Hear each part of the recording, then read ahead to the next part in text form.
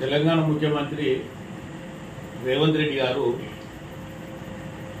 మరి ఆయన ఈ రాష్ట్రానికి ముఖ్యమంత్రిగా ఎట్లయిందనే విషయము అర్థమైతలేదు. మరి ఆయనకు ఎంత వరకు అవగాహన ఉందనేది ఈ యొక్క వ్యాఖ్యలను బట్టి అర్థమవుతా ఉంది. మరి మొన్న కొడంగల్లో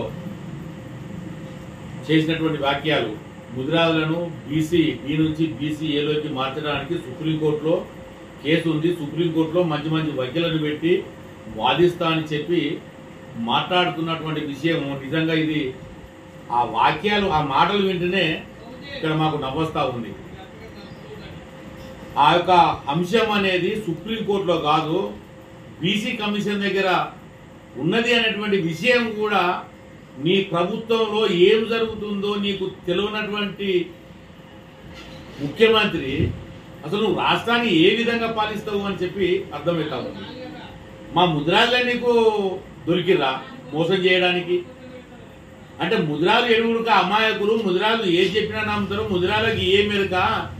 ముద్రాలు అడవిలో ఉన్నటువంటి అటవీ సంపద మీద బతికేటువంటి వాళ్ళు ఈ అడవి మనుషులకు వీళ్ళకి ఏం తెలుసు అని నువ్వు మాట్లాడుతున్నావా? ఈ విషయాన్ని తెలుసుకోకుండా మీ బీసీ కమిషన్ దగ్గర ఉన్నటువంటి అంశము బీసీ కమిషన్ అనుకుంటే ఈ క్షణం కూడా సుప్రీంకోర్టు స్పష్టంగా చెప్పడం జరిగింది.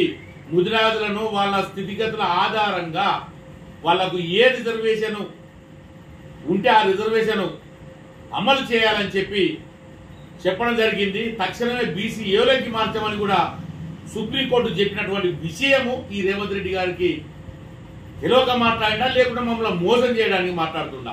నేనేమనుకుంటున్నా అంటే ఒక ముఖ్యమంత్రికి తెలియనటువంటి విషయాలు ఏవి ఉండయి, తెలిసే మమ్మల్ని మోసం చేయడానికి ఈ మాట మాట్లాడడం అంటే ఆయన బీసీ ఏలోకి మార్చేటువంటి ఆలోచన ఆయన దగ్గర లేదు అనేది ఇలా అర్థమవుతా ఉంది.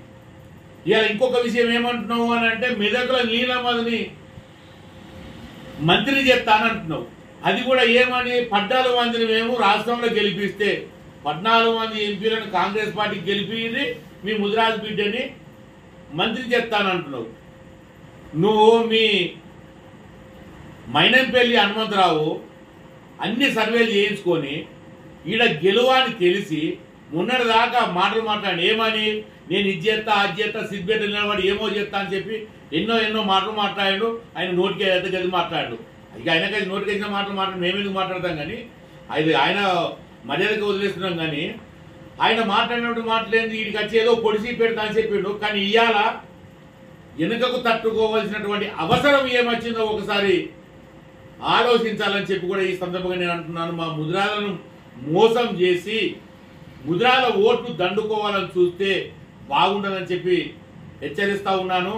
రేవంత్ రెడ్డి గారు మీరు తక్షణమే మీకు తెలుసా లేదా అని మీ బీసీ కమిషన్ని పిలుచుకొని మీ బీసీ కమిషన్ని ఒక్కసారి అడగండి.